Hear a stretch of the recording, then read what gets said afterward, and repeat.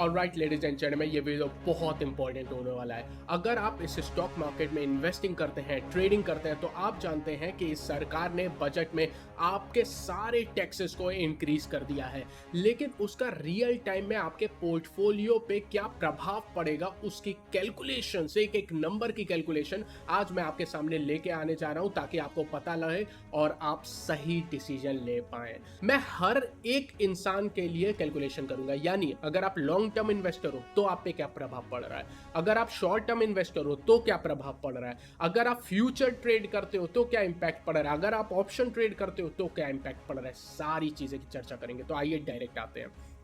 सबसे पहले हम बात कर लेते हैं long term capital gain tax की। लॉन्ग टर्म कैपिटल गेन वो टैक्स होता है जो कि अगर आप किसी भी स्टॉक को 12 महीने से ज्यादा रखते हो, 1 साल से ज्यादा रखते हो, तो आप LTCG देने के लायबल हो, आप पे LTCG लगती है। ये चीज ध्यान रखना। पहले 10% लगती थी, अब उसको 12.5% कर दिया गया है। इसमें एक जो आपको झुनझुना पकड़ा दिया गया है जिसका कोई मतलब नहीं है, लेकिन भाई कुछ अच्छी खबर भी तो छपवानी है अपने फेवरेट एंकर्स से। तो उसके लिए उन्होंने जो लॉन्ग टर्म कैपिटल गेन्स में पहले टैक्स 1 लाख तक की अगर आपका मुनाफा होता था तो वो टैक्स फ्री था, उसको बढ़ा के 1,25,000 कर दिया गया। ये झुनझुना आपको दे दिया गया है, या हेडलाइन में छपने के लिए ये आपके लिए डाल दिया गया है। इसका कितना प्रभाव पड़ेगा आइए मैं कैलकुलेशन में बात करता हूं। उदाहरण के तौर पे मैंने एक इन्वेस्टर की बात की है। 100 रुपए के दाम पर मान लो वो 10,000 क्वांटिटी बेचता है। मान लो उसने 10,000 क्वांटिटी 50 रुपए पे खरीदी थी, यानी उसने निवेश किया था 5 लाख रुपए का। अगर उसने बेचा ये स्टॉक 50 रुपए से बढ़ के 100 रुपए हो गया।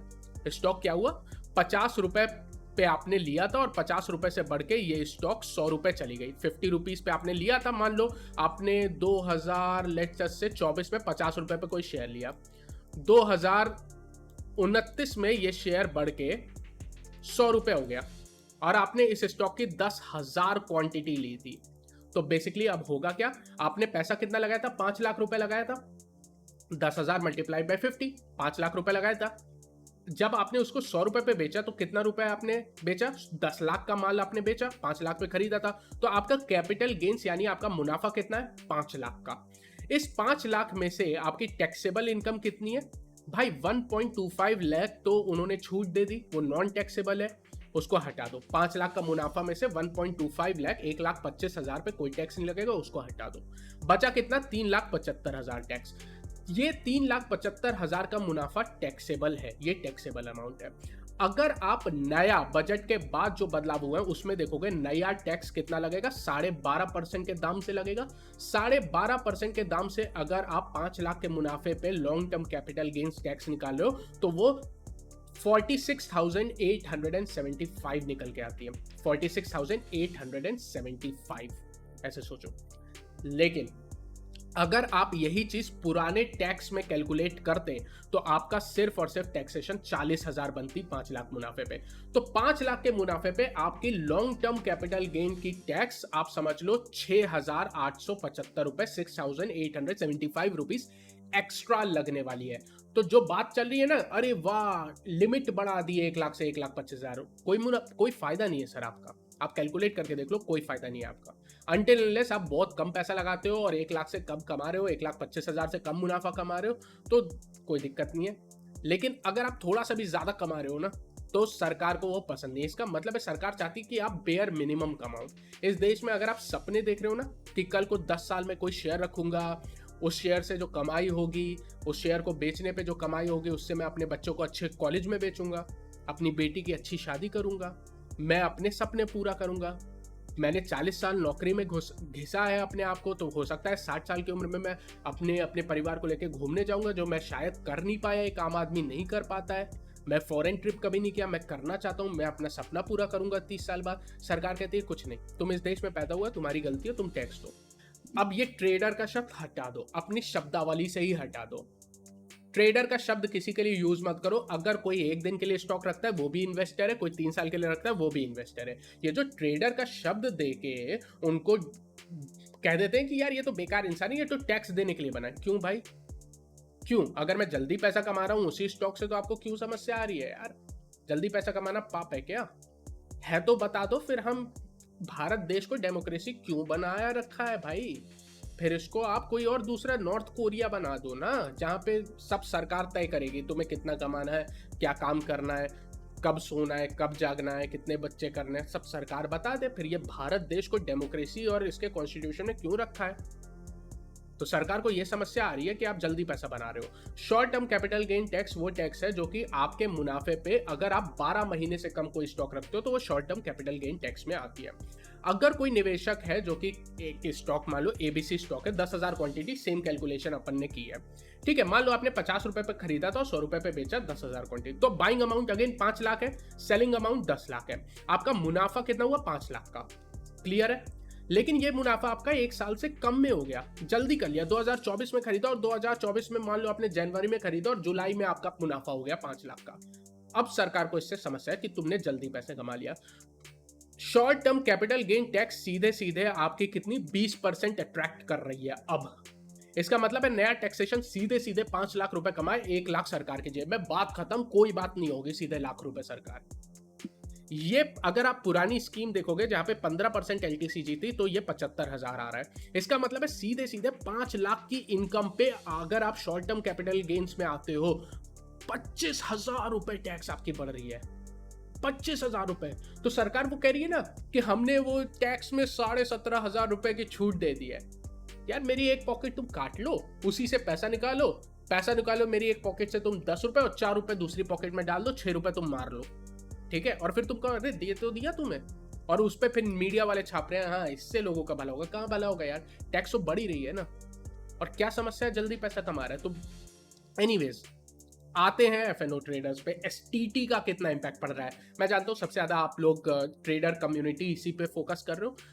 एक चीज जो नहीं की गई और जो की जा सकती थी कि ट्रेडिंग को बात कर रहे थे बिजनेस इनकम से उठा के स्पेकुलेटिव इनकम में कर देने का, वो नहीं हुआ। और दोस्त मैं कह भी रहा था ये करना बहुत बहुत मुश्किल है, क्योंकि ये सरकार विदेशी पैसा चाहती है। ये सरकार जिस तरह का बजट है, मेरे को कोई शर्म नहीं है ये बताने में कि ये सरकार विदेशी लोगों की बात बहुत ज्यादा सुनती है। वो सोचती है कि हमारे यहाँ फॉरेन वाले क्या कह रहे हैं, क्योंकि फिस्कल डेफिसिट 4.9 पे चिपक जाना कोई अच्छी बात नहीं। ये बताता है विदेशी लोगों से इनका बहुत ज्यादा फर्क पड़ता है। तो अगर इनको फॉरेन इन्वेस्टमेंट चाहिए ना, ये इसको स्पेकुलेटिव इनकम में डाल ही नहीं पाएगा, और डाल पाएगा तो ऐसी कंडीशन में डाल पाएगा जो मुझे पता है क्या कंडीशन डालेगा। पोर्टफोलियो वाली कंडीशन डालेगा, अंडरलाइन की कंडीशन डालेगा जो हम और आपको मार देगी और विदेशी पैसा आता रहेगा। ये अच्छा हुआ कि उसको स्पेकुलेटिव इनकम में नहीं डाला, that is a good thing. लेकिन फ्यूचर्स की पहले बात करते हैं। फ्यूचर में एसटीटी बढ़ा दी गई है। पहले एसटीटी 0.0125% लगती थी, अब ये एसटीटी 0.02% लगती है। मेरे दोस्त एक चीज याद रखना, एसटीटी डबल टैक्सेशन है।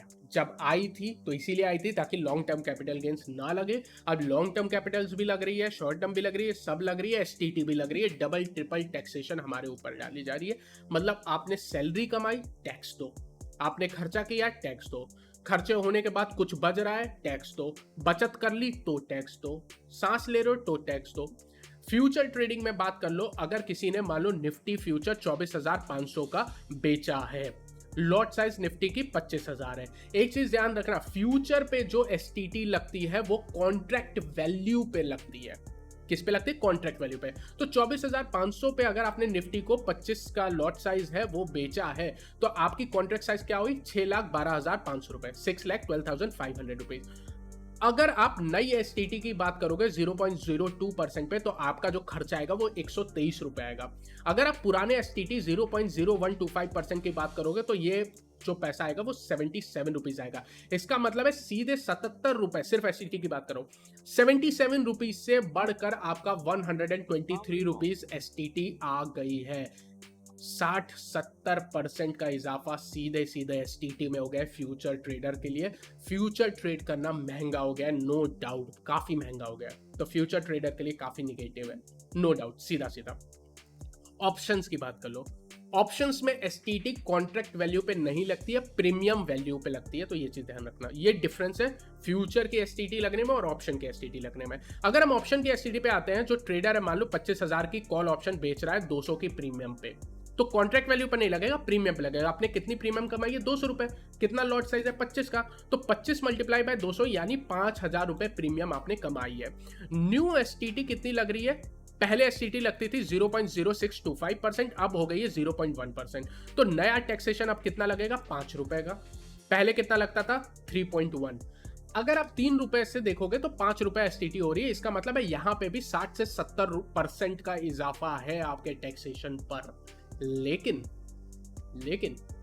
पहले आप 3 दे रहे थे, अब 5 दोगे, आपको क्या फर्क पड़ रहा है ना? ऑप्शन ट्रेडिंग खत्म नहीं होगी, ऑप्शन ट्रेडिंग बढ़ने वाली है। अब मैं आपको इन सारी चीजों की कैलकुलेशन कर दिया। ऑप्शन में आपको ज्यादा दिक्कत नहीं है, क्योंकि आप 3 रुपए दे 5 रुपए दे दोगे। सरकार की प्रॉफिटेबिलिटी डायरेक्ट बढ़ जाएगी 60 से 70% पे, क्योंकि एसटीटी 60 से 70% लग रही है। लेकिन क्योंकि एसटीटी का नंबर प्रीमियम पे ऑप्शंस पे कैलकुलेट होता है, तो वो नंबर छोटा आता है। तो 3 का 5 होने से शायद आपको पता ना चले और आप 2 हफ्ते बाद भूल जाओ। फ्यूचर ट्रेडर को दुख होगा, इक्विटी शॉर्ट टर्म वालों को तो भाई बहुत बुरी मार पड़ी है। तो अगर इस पूरी कहानी का कंक्लूजन निकालोगे, सबसे बुरी पिटाई की गई है। पूरी दुनिया चिल्ला रही थी option trader, option trader, option trader, option trader पे दिक्कत आ रही वाली है। लेकिन पिटाई किसकी गई है? फ्यूचर ट्रेडर्स की पिटाई की गई है, और सबसे ज्यादा शॉर्ट टर्म इक्विटी ट्रेडर्स की पिटाई की गई है, या इन्वेस्टर। ट्रेडर का शब्द ही नहीं लूंगा मैं। ट्रेडर का नाम बोल बोल के ना सरकार हमें पागल बना रही है, लूट रही है, और हम और आप इसी में कंफ्यूज रहते हैं। नहीं, मैं ट्रेडर हूं, मैं इन्वेस्टर हूं। तुम सब इन्वेस्टर हो, नेवर, सब इन्वेस्टर हो। ट्रेडर का शब्द खत्म करो, हम सब इन्वेस्टर है। Option investor, future investor, short term investor, long term investor. क्योंकि हम सब उतनी रिसर्च करते हैं। अगर सरकार को लगता है हम कोई काम नहीं करते, तो सरकार खुद कोई काम नहीं करती है, तभी इस तरह के निर्णय लेती है। एनीवेज, पॉइंट ये है, अगर आप शॉर्ट टर्म इक्विटी में स्विंग या पोजिशनल ट्रेडिंग कर रहे थे, आपके लिए बहुत बुरा समय, बहुत ज्यादा बुरा समय। अगर आप फ्यूचर कर रहे थे, आपका बुरा समय थोड़ा बहुत है। ऑप्शन ट्रेडर बुरा तो है, लेकिन ज्यादा फर्क नहीं पड़ेगा। तो होगा क्या? जो सरकार कर रही थी ना, ऑप्शन ट्रेडिंग को हम कम करेंगे, ऑप्शन ट्रेडिंग बढ़ने वाली है। क्योंकि जो इक्विटी में पोजिशनल और स्विंग कर रहा था, इतनी ज्यादा एसटीसीजी बढ़ने के बाद वो भी ऑप्शंस में चला जाएगा। वो कहेगा ठीक है, मेरी एसटीटी बढ़ी है, उसका ज्यादा इंपैक्ट नहीं है। मैं यार 10% अगर इक्विटी से कमा रहा था और उसमें से 20% का टैक्स मेरा लग जा रहा है, तो इफेक्टिवली 8% का रिटर्न आ रहा है। मैं फिर इक्विटी में शॉर्ट टर्म ट्रेड ना करते हुए, अगर मेरे को करना ही था शॉर्ट टर्म इन्वेस्टमेंट, इक्विटी में ना करते हुए मैं वो ऑप्शंस में करने लगूंगा। तो मेरे हिसाब से तो ऑप्शन की वॉल्यूम यहां से बढ़ेगी, ऑप्शन ट्रेडर बढ़ेगा, फ्यूचर का ट्रेडर भी ऑप्शन में शिफ्ट होगा, और इक्विटी वाला भी शॉर्ट टर्म इन्वेस्टर ऑप्शंस में शिफ्ट हो जाएगा। ऑप्शंस तो बढ़ेंगे। ये बढ़ते हुए ऑप्शंस को देखने के बाद अभी तो निर्मला ताई ने हमारी डैश डैश कर दी है। फिर हमारी सेबी चेयरपर्सन आएंगे, वो कहेंगे तुम सब बकवास हो और तुम ऑप्शंस करते हो, तुम पापी इंसान हो, तुम पापी इंसान हो, तुम ऑप्शन कर रहे हो, अपने पैसे से कर रहे हो, लेकिन तुम पापी हो। हम बताएंगे तुम अपने पैसे से क्या करो, तुम मत डिसाइड करो, हम बताएंगे, क्योंकि हम तुम्हारे ग्रैंडफादर हैं, 75 साल से हैं, और आगे 75 साल तक तो हम तुम्हारे ग्रैंडफादर ग्रैंडमदर बन के ही काम करेंगे। वो क्या करेंगे? कॉन्ट्रैक्ट लॉट का साइज बढ़ा देंगे, जिससे क्या होगा? एसटीटी और ज्यादा मिलेगी सरकार को। तो ये सब होने वाला है। ये सरकार सब मिलके हमें पागल बना रहे। वो वाला मीम 100% सही है, मैं यहाँ पे चिपका नहीं सकता, पर परफेक्ट है। ये सारे बदलाव होने वाले हैं। तो अगर आप समरी में देखो, बहुत बुरा बजट है, वर्स्ट बजट एवर। पॉइंट ये है कि अगर आप इस देश में पैदा हो गए, यहाँ पे सपना देखना गलत है।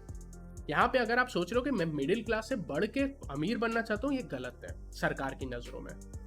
अगर आप बहुत ही गरीब हो, बहुत अच्छे इंसान हो आप। अगर आप बहुत ही अमीर हो, बहुत अच्छे इंसान हो। अगर आप गलती से मिडिल क्लास में पैदा हो गए ना, वो भी आदमी पैदा हो गए, तो भाई तुमने तो पाप कर दिया, तुमने पाप कर दिया। तुम इस देश में आ गए, तुम सांस ले रहे हो, टैक्स दे रहे हो, और सांस भी कहाँ ले रहे हो? पोल्यूशन में।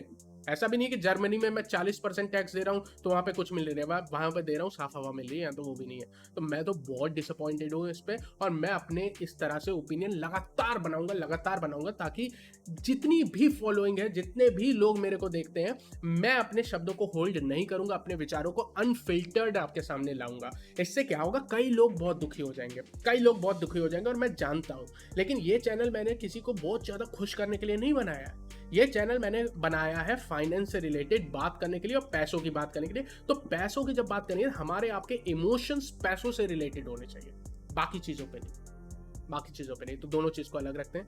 इस तरह के कंटेंट और आएंगे, मैं इसके खिलाफ अपनी तरफ से बात करता रहूंगा। कोई करे चाहे ना करे, मेरे हिसाब से बहुत गलत डिसीजन है सरकार का, और मैं करूँगा। एनीवेज़, अगर आपको लगता है वीडियो से कुछ इन्फॉर्मेशन मिली है, तो प्लीज़ इसको लाइक कर दीजिएगा ताकि और लोगों तक पहुँचे। अगर आपको लगता है कि मैं कुछ अच्छा काम कर रहा हूँ, रिसर्च कर रहा हूँ, पूरी रात बनाई है मैंने, सब्सक्राइब भी कर लेना बॉस, और लोगों को शेयर भी कर देना, क्योंकि यूट्यूब थोड़ी-सी रीच को डाउन कर रहा है, तो प्लीज़ आप अपनी तरफ से कर देना, तो बड़ी हेल्प हो जाएगी।